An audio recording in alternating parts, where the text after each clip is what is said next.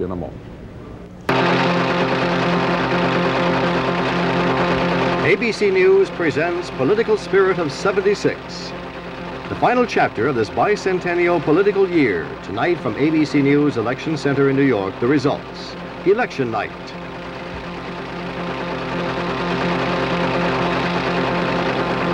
Good morning. 2:30 in the morning in New York.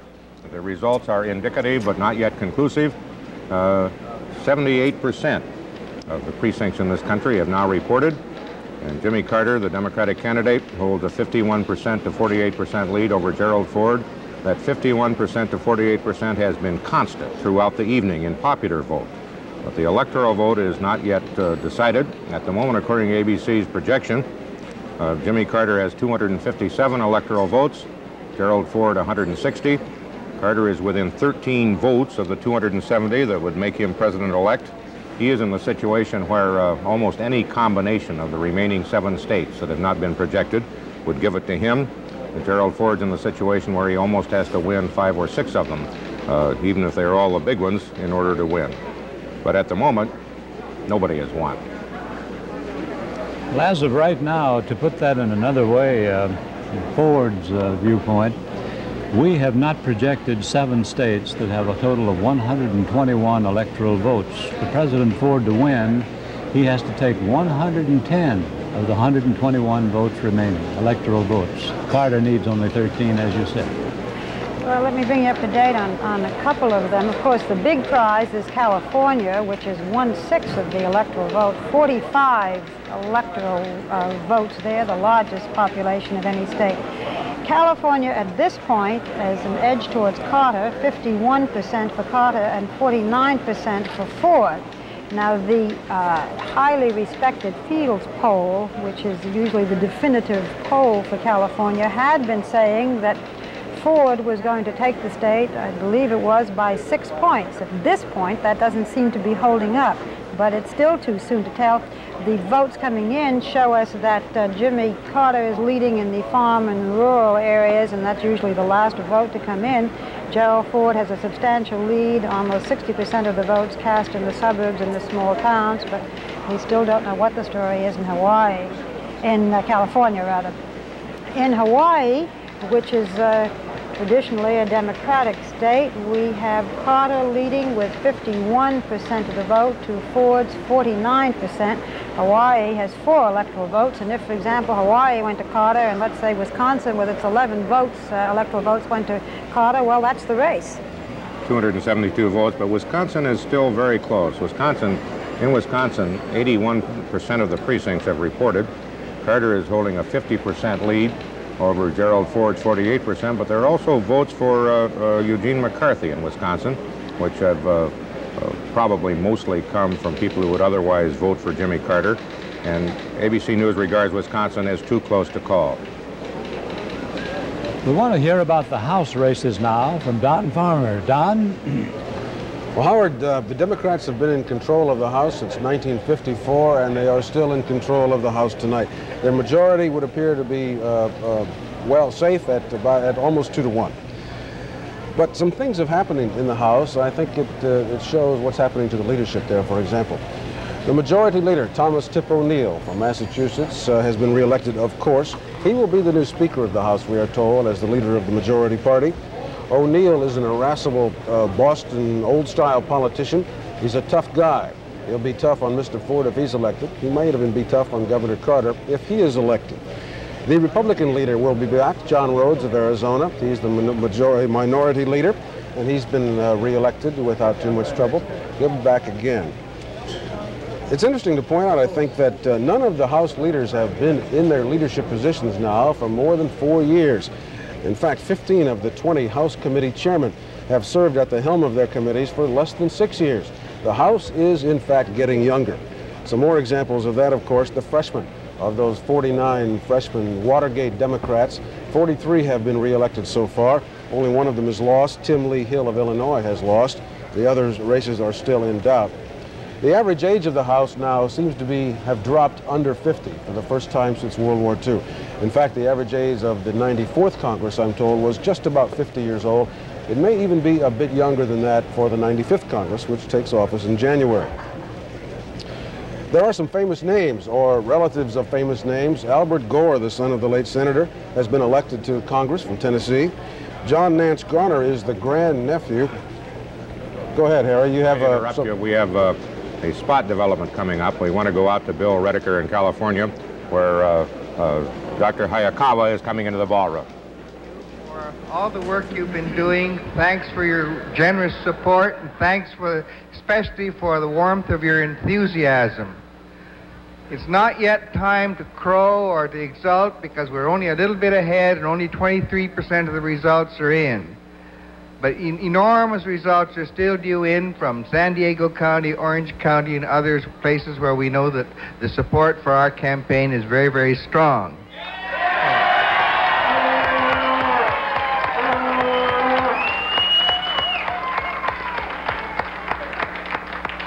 So I don't have any doubt as to the final outcome. But nevertheless, in the meanwhile, let's be patient. Let's watch the figures come in from all the counties, because with only, as I say, 23% in yet, 50% are in, and I know we're going to be farther ahead. And then when 75% ahead in, we're going to be way ahead.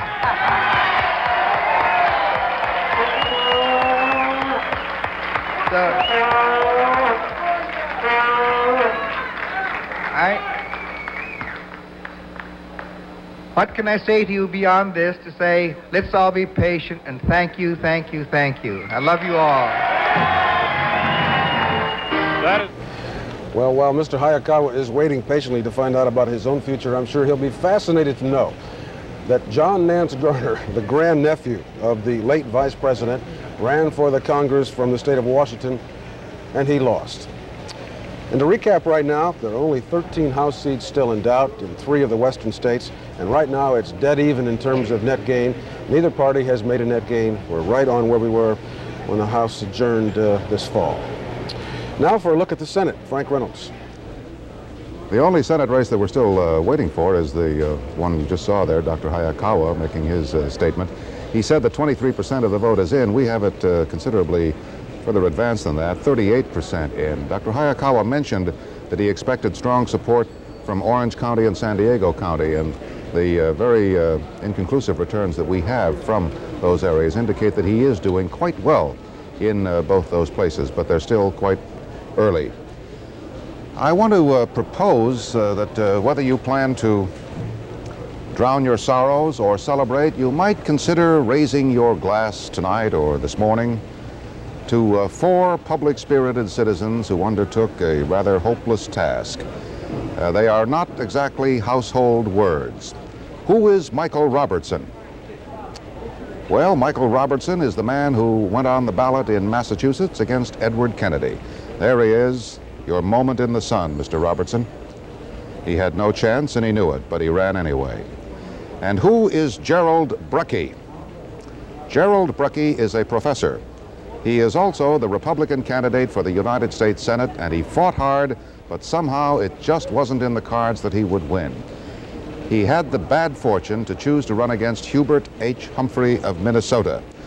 I want to tell you that a year ago tonight, as a matter of fact, a year ago tonight, I was on a plane with Senator Humphrey. We were zooming off somewhere. He went to Illinois to give a speech, and I said to him, are they lining up out there to run against you in Minnesota next year? And he said, no, they'll find some professor who wants to impress his students. That's exactly who they found, and Mr. Brecki deserves a hand for at least trying. I hope he did impress his students. Who is George M. Brown? Well, George M. Brown is a courageous soul who went into the lists against Senator Scoop Jackson in the state of Washington. George Brown, an airline pilot who will now go back to flying high. And what about Stanley York? Stanley deserves a cheer. He took the field against William Proxmire of Wisconsin, and there was never any doubt that he was going to go down to defeat. But when you think about all these people who did this, I'm reminded of an incident of some 20 years ago when I was a young reporter fresh out of grade school and went to the announcement ceremony when Adlai Stevenson declared that he was going to be a candidate again against Dwight Eisenhower in 1956. And some irreverent reporter said to him, well, you don't seriously think you're going to beat President Eisenhower, do you? And Stevenson looked at him with great disdain that he was capable of summoning. And he said, "Young man, it is important that the dialogue of democracy be maintained." Well, it is important. It is important. And these four people have helped to maintain it. So I guess they deserve our thanks. Now for more beautifully phrased and eagerly awaited revelations about the governors, here is Ann Compton. Frank, there is an upset in the making in Missouri, and you can probably blame the energy crisis and consumerism for it. In Missouri, the incumbent governor, Christopher Bond, is running reliably, steadily, 50,000 votes behind Joseph Teasdale, the Democratic challenger, who in fact tried 4 years ago. Now, just in the last few minutes, the margin has narrowed up from 52 to 48 to 51 to 49%. But it's a very long, drawn-out call. Teasdale is the older man in the race. He is all of 40 years old. Teasdale, a Democrat who tried 4 years ago when he was a bachelor and wore turtlenecks and sauntered around, in fact, walked across the state of Missouri. Got a lot of publicity, but not enough votes. This time, Teasdale saved his money, waged a 3-week media blitz at the end of the campaign, and has made the utilities his big issue, saying that the people in Missouri are tired of paying high utility rates, which of course are regulated by the state, and he said that if elected, he would fire all of the Republicans on the State Utility Commission and replace them with consumer advocates. The incumbent, Christopher Bond, is the young man in the race seeking a second term. He is all of 37 years old. Bond is tonight at the governor's mansion in Jefferson City, Missouri, burning the midnight oil as he watches the returns. In fact, United Press International in the state of Missouri has said that he has lost the State House. Bond was considered a shoo-in, and he was considered something of a prospect for national office in the future. We will still have to wait and see. It's too close for ABC's News to project now. There is an upset in Puerto Rico in a governor's race there. The victorious party is the Statehood Party, the party which wants Puerto Rico elevated from a territory to a state. The winner is the mayor of San Juan, Carlos Romero Barcelo, and he has apparently upset the incumbent governor, Rafael Hernandez Colon. The big issue was not, however, statehood. Instead, the victorious candidate, Mr. Romero, criticized the corruption and abuse of power in the current administration. And those are the only two results we've got, again, of the 14 governor's races, still waiting for the very slow returns in from Missouri. Everything else has lined up pretty much as expected. Harry? Thank you, Ann. And just to avoid some phone calls that we might get, we should note that Puerto Rico is not a territory. It is what they call a freely associated state. It's most nearly the nearest thing it would be a commonwealth. They hate the word territory. Most Puerto Ricans don't want independence. They do want statehood, but the majority of them at the moment want this freely associated statehood that they have now. I should have said Commonwealth. Professor Reasoner. We are now sitting in a situation where ABC has projected 257 electoral votes for Jimmy Carter and 160 for President Ford. We're waiting for 7 states, which can end that suspense, with the odds at the moment heavily favoring Jimmy Carter. We'll be watching those 7 states when, coming up next, we have more of our continuous election coverage right after this.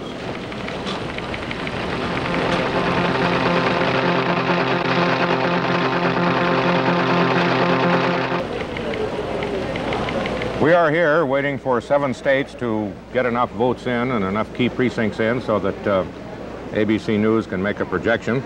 7 states, and almost any 2 of which could give the victory, could make Jimmy Carter the president-elect.